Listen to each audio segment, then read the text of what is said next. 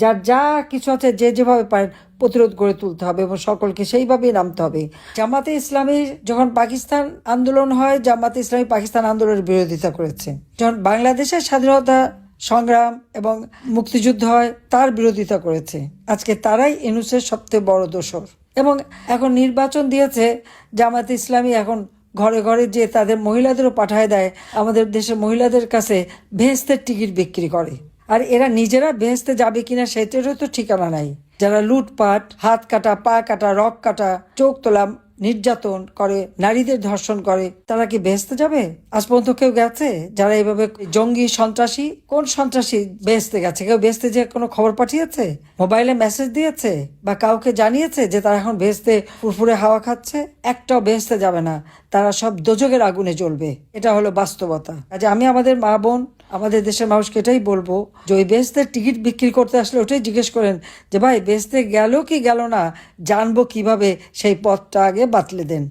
সেটা যদি বলতে পারেন তাহলে না বুঝে দেখবো, বা আপনারা কেউ গেছেন, গেল কি না বেহেশতে সেটা আগে জানান। এইভাবে মানুষকে ধোঁকাবাজি, হয়রানি করে যাচ্ছে। অর্থাৎ তারা এখন এমন অবস্থায় নিয়ে গেছে, কবরেও শান্তি নাই ইউনূসের আমলে। আপনারা আজকে শুনেছেন যে মুক্তিযোদ্ধাদের কবরে আগুন দেওয়া, এই ধরনের ঘটনা কিভাবে ঘটায় আমরা জানি না। কবরের থেকে তুলে নিয়ে এসে লাশের উপরে অত্যাচার করে আগুন দিয়ে পোড়ালো, সেইটুকু অলান্দে। আবার এখন কবরে আগুন দিচ্ছে, মানে মানুষকে তো মেরে ফেলে দিচ্ছেই, কবরেও তাদের শান্তি দিচ্ছে না। তো এরা আবার বেচতে যাবে কিভাবে? এদের জন্য তো দোজখের আগুন রয়ে গেছে। বেচতে টিকিট বেচে তো আর তারা পার পাবে না। এইভাবে মানুষকে ধোঁকাবাজি, হয়রানি করে যাচ্ছে। অর্থাৎ তারা এখন এমন অবস্থায় নিয়ে গেছে, আজ কথা বলার কোনো অধিকার মানুষের নাই, মত প্রকাশের স্বাধীনতা নাই। আমার খুব অবাক লাগে যারা আওয়ামী লীগ আমলে ইচ্ছা মতো লিখতে পারতো, কথা বলতে পারতো, টক শো করতো, ইউটিউবার্স ছিল, কতটুকু ব্যবস্থা বা কি বিরোধিতা আমরা করেছি। কিন্তু আজকের অবস্থাটা কি? মত প্রকাশের স্বাধীনতা এটা আর বাংলাদেশে নাই। তবে যেটা আছে সেটা Yunus style, doctor Yunus style, যে যা কিছু হবে শুধু ইউনূসের প্রশংসা করতে হবে, আর কোনো সমালোচনা করা যাবে না। আর স্বাধীনতা এনে যারা দিল, বিজয় যারা এনে দিল, তাদের পক্ষে কোনো কথা বলা যাবে না। এটাই হলো বাংলাদেশের অবস্থা। ইউনূস ঘোষণা দিয়েছিল দুর্নীতির বিরুদ্ধে জেহাদ ঘোষণা করবে।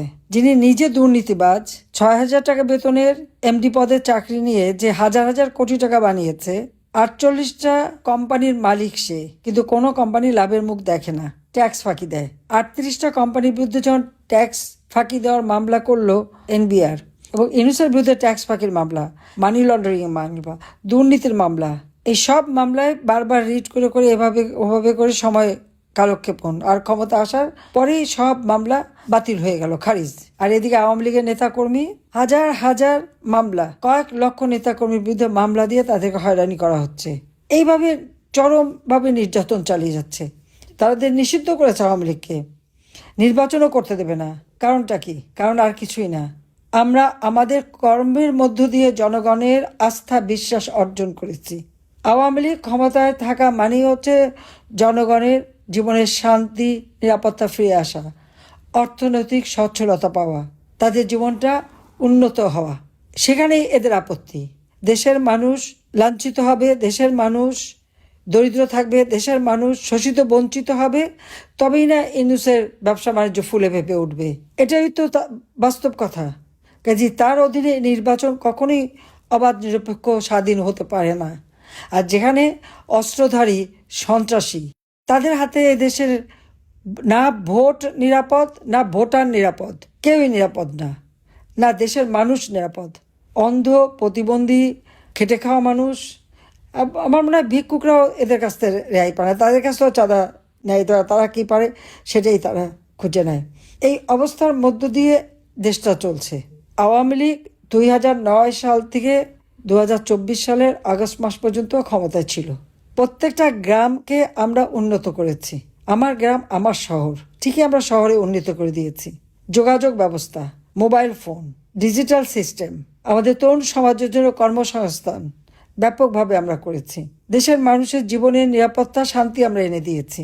মানুষ আরও সুন্দর জীবনের স্বপ্ন দেখতে শুরু করেছিল। তবে আমাদের দেশে অনেকেই ভেবেছিল যে ইউনূস ক্ষমতা এসে এই দেশটাকে বোধহয় আরও উন্নত করবে, সেই আশাই ছিল। শুধু দেশে না, ইউনূস এই যে অবৈধ অর্থ উপার্জন করেছে, এটা আবার কেউ কেউ জিজ্ঞাসা করেনি, কিন্তু সেই অর্থ দিয়ে লবিস্ট রেখে রেখে তার নিজের একটা ভাবমূর্তি গড়ে তুলেছিল। সেই মুখোশটা এখন খুলে গেছে, সকলের কাছেই খুলে গেছে। ইউনূসের যে বিভৎস চেহারা, এই চেহারাটা আজকে সকলের কাছে আরও স্পষ্ট হয়েছে। ধরুন ওই যে আইসিটিতে আমাদের বিরুদ্ধে মামলা এবং তার রায় দেয়া হলো, শুধু আমি না, আমি, রেহানা, আমাদের 5টা ছেলে মেয়ে কেউ রেহাই পাচ্ছে না। পূর্বাচলের 10 কাঠা জমি কিনলাম দেখে বিরাট অপরাধ করে ফেলেছি, তাই 6-7 বছর জেল দিয়ে দিয়েছে। কারণ প্রশ্ন হচ্ছে, ডক্টর মোহাম্মদ ইউনূসের তো 4080 কাঠা জমি পূর্বাচলে নেওয়া আছে। কাজে আজকে আমি জানি আমাদের নেতাকর্মীরা অত্যন্ত কষ্টের মধ্য দিয়ে আছেন। যতটুকু আমার সাধ্য আমি আছি আপনাদের পাশে, যত দূরেই থাকি আমার মনটা তো বাংলাদেশেই পড়ে থাকে, এবং আমি সারাক্ষণ চেষ্টা করি আমার দেশের মানুষের কথা শুনতে, বলতে এবং যতদূর পারি সাহায্য করতে। এবং এক্ষেত্রে আমাদের প্রবাসীরা যথেষ্ট ভূমিকা রাখছে। কাজে আজকে যারা চরমভাবে নির্যাতিত তাদের পাশে দাঁড়াবার জন্য যারা বিত্তশালী বা আমাদের প্রবাসী সকলকে আমি আহ্বান করব, আর আমাদের সাধ্যমতো যা পারি আমরা সহযোগিতা করব। দেশে কোনো আইনের শাসন নাই, বিচার ব্যবস্থা তো লাঠিসোঁটা অস্ত্র দিয়ে প্রধান বিচারপতিকে পদত্যাগ করিয়ে বিচার বিভাগ ধ্বংস করে দিয়েছে। দেশে কিছুই নাই। কাজে এই অবস্থায় দেশ চলতে পারে না, এর থেকে দেশকে মুক্ত করতে হবে।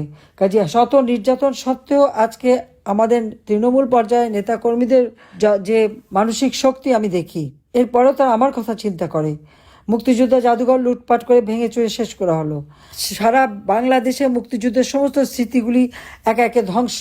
মুক্তিযোদ্ধাদের চরমভাবে অপমান, নির্যাতন, এবং মুক্তিযোদ্ধা আমাদের যারা নেতাকর্মী সব জেলে, কারাগারে, আর সেখানে তারা বিজয় দিবস করে।